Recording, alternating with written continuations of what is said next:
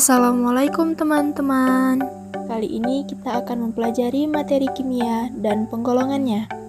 Nah, yang pertama yaitu unsur kimia dan sifat unsur. Yang kedua, pengertian dan sifat senyawa.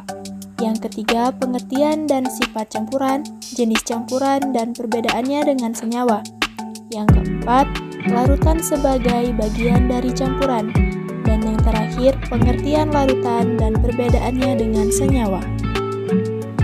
Sebelum membahas tentang materi, perkenalkan kami dari Kampus Tikes Payung Negeri Aceh Darussalam dan dosen pembimbing kami, Bu Maida Rindi, MPD. Nah, kami dari kelompok 1, saya Nurmala Puspita Dewi, dan 5 rekan kelompok saya, ada Novita, Jud Silvia, Baby Adehani, Intan Sari, dan Jami'an Khairi. Jangan lupa like, komen, dan subscribe ya teman-teman. Apa sih unsur kimia dan sifat unsur itu? Mari kita bahas terlebih dahulu tentang unsur kimia. Unsur kimia adalah suatu spesies atom yang memiliki jumlah proton yang sama dalam inti atomnya, yaitu nomor atom atau Z yang sama.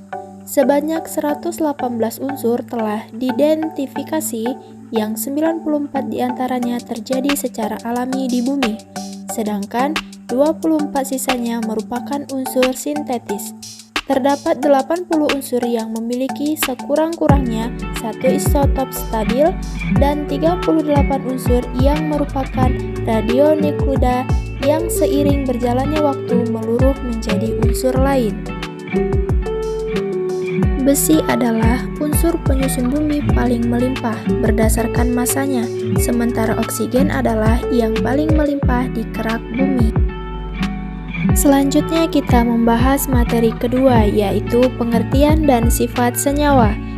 Senyawa pada dasarnya adalah suatu zat baru yang dihasilkan dari dua atau lebih unsur kimia berbeda yang saling bereaksi. Dengan kata lain, senyawa ini adalah suatu zat tunggal yang bisa diuraikan menjadi beberapa unsur penyusunnya. Sifat senyawa. Setiap senyawa pada dasarnya memiliki sifat yang berbeda-beda dengan unsur penyusunnya sesuai dengan ciri-cirinya. Senyawa hanya bisa diuraikan dengan cara atau reaksi kimia, tetapi tidak dengan fisika. Selanjutnya kita bahas materi ketiga, yaitu pengertian dan sifat campuran, jenis campuran, dan perbedaannya dengan senyawa. Senyawa adalah zat tunggal yang dapat diuraikan menjadi dua jenis atau lebih, zat yang lebih sederhana dengan cara kimia. Campuran sendiri memiliki pengertian sebagai sebuah proses penggabungan suatu bentuk yang terdiri dari dua jenis zat atau lebih. Nah, berikut contoh tabel perbedaan campuran dengan senyawa.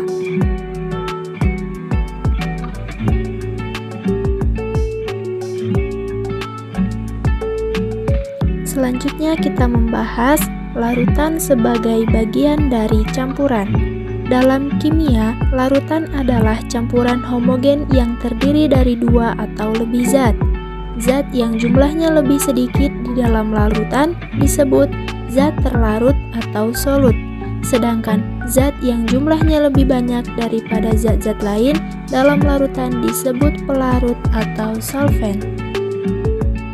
Komposisi zat terlarut dan pelarut dalam larutan dinyatakan dalam konsentrasi larutan, sedangkan proses pencampuran zat terlarut dan pelarut membentuk larutan disebut pelarutan atau solvasi.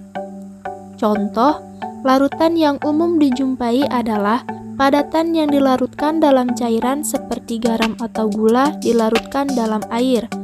Gas juga dapat pula dilarutkan dalam cairan, misalnya karbon dioksida atau oksigen dalam air.